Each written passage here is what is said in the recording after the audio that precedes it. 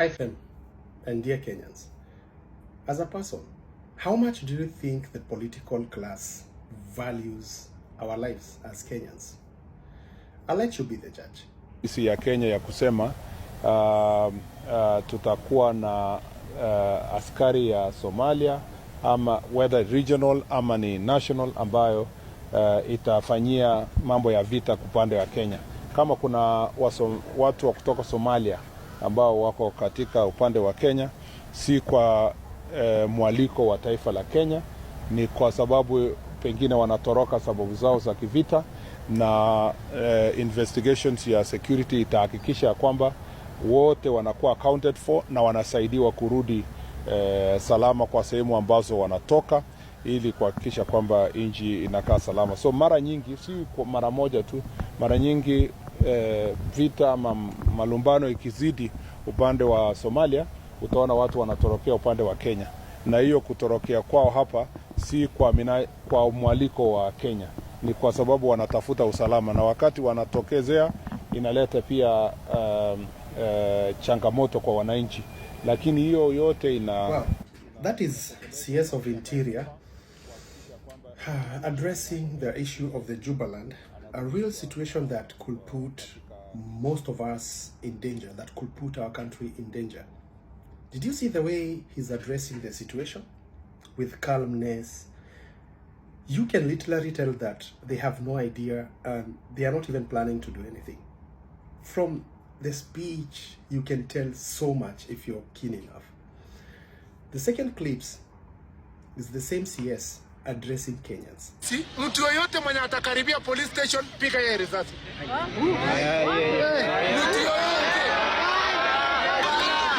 Mtu amesha kuja police station, anataka kuchukua ofisi ya serikali, anataka kuchukua bunduki, anataka kukujia maisha yako, pita na yeye. Ya? Hiyo kesi nyingine hiyo mimi ndio nitasimamia. Mtu kama huyo apigwe risasi miguu, aende hospitali, akienda kotini. Yes. Wasimuue, lakini wapige hii miguu ivunjike ndio aende kotini, aende hospitali, akienda kotini. That's both the Cabinet Secretary for Interior and Mr. President addressing Kenyans. So literally, when it comes to addressing their own people, do it with all the rogueness. Let's shoot them, let's kill them. But when we come to addressing real issues, same like whatever is happening with Jubaland, taking our land in Mandera, evacuated kids who were supposed to take their exams in a month's time, and allegedly they have killed some locals. The last time I heard about 5 in number, but we've done nothing. The president hasn't said anything about it, and you just heard what the CS Cabinet for Interior Security said. You've heard his speech. It means nothing. The Cabinet Secretary for National Security, Soipan Tuya, had said nothing. She literally have no clue of things to do with military operations or anything. Kahariri, the CDF, has said nothing. I mean, don't you have an answer already? How much is your life worth in your own country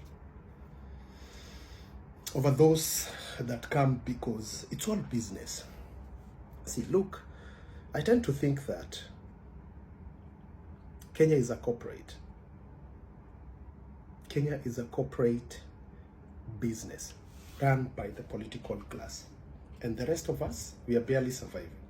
You might agree, you might not agree with this, because the taxes that are collected, that's not what the government really depends on. There's so much going on. Remember, we had Ngamia 1, Ngamia 2 and all that, but that things we never hear about, and we hear that we are not making enough on the oil.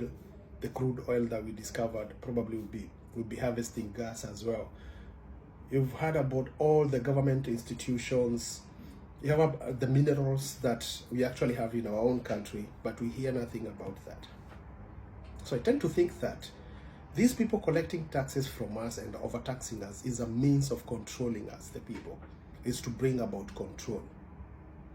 It's the same thing the president is pushing the agenda for SHA, national health, same way he's pushing the agenda for housing, so that we can abandon our rightfully owned big chunks of land where we can do farming, have extensive families and all that, and we will be concentrated into some small ghettos, because these housing projects, literally after some time, they'll be turned into some ghettos when there's no sufficient water flows and electricity and all that and sanitation.